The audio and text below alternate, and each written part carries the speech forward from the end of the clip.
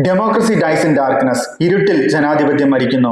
ലോകപ്രശസ്തമായ വിശ്വവിഖ്യാതമായ സ്വതന്ത്ര മാധ്യമ പ്രവർത്തനത്തിന് പേരുകേട്ട, ഗുണനിലവാരത്തിൽ അധിഷ്ഠിതമായ മാധ്യമ പ്രവർത്തനത്തിന് പേരുകേട്ട അമേരിക്കയിലെ വാഷിംഗ്ടൺ പോസ്റ്റിന്റെ ടാഗ്ലൈൻ ആണിത്. എന്നാൽ വാഷിംഗ്ടൺ പോസ്റ്റ് ഇന്ന് അതിന്റെ ചരിത്രത്തിലെ ഏറ്റവും ഇരുണ്ട കറുത്ത ദിനങ്ങളിലൂടെയാണ് കടന്നു പോകുന്നത്.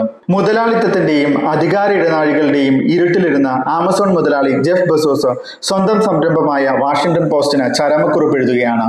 2013 മില്യൺ കണക്കിന് ഡോളർ നൽകി വാഷിംഗ്ടൺ പോസ്റ്റിനെ ജെഫ് ബെസോസ് ഏറ്റെടുക്കുമ്പോൾ ജീവനക്കാർക്ക് വലിയ പ്രതീക്ഷയായിരുന്നു. സ്വതന്ത്ര മാധ്യമ പ്രവർത്തനം ഭയപ്പാടില്ലാതെ നടത്താമെന്ന പ്രതീക്ഷ, ഭാവി ശോഭനമാണെന്ന പ്രതീക്ഷ.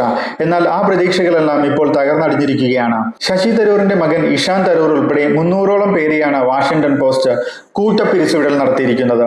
പോസ്റ്റിനെ വേറിട്ട് നിർത്തിയിരുന്ന സമഗ്രമായ അന്താരാഷ്ട്ര വാർത്താ കവറേജ് ഇനി ഉണ്ടാകില്ല. ക്വാളിറ്റേറ്റീവ് വായനയെ പ്രോത്സാഹിപ്പിക്കുന്ന books, sports desk, foreign affairs desk ഇവയ്ക്കെല്ലാം പൂട്ടുവീഴുകയാണ്. എന്തായാലും ട്രംപിന് കുടപിടിക്കുന്ന നയങ്ങളാണ് ആമസോൺ സ്ഥാപകൻ ജെഫ് ബെസോസ് സ്വീകരിച്ചു പോരുന്നത്. മാധ്യമങ്ങളെ വെറും കച്ചവട ചരക്കാക്കി മാത്രം കാണാത്ത സ്വതന്ത്ര ചെറുകിട മാധ്യമ സംരംഭങ്ങളിലൂടെ മാത്രമേ ഗുണനിലവാരമുള്ള മാധ്യമ പ്രവർത്തനം ഈ സോഷ്യൽ മീഡിയ കാലത്ത് നിലനിൽക്കുകയുള്ളൂ എന്ന ഉറച്ച സന്ദേശം വീണ്ടും നൽകുകയാണ് ആമസോണും ജെഫ് ബെസോസും.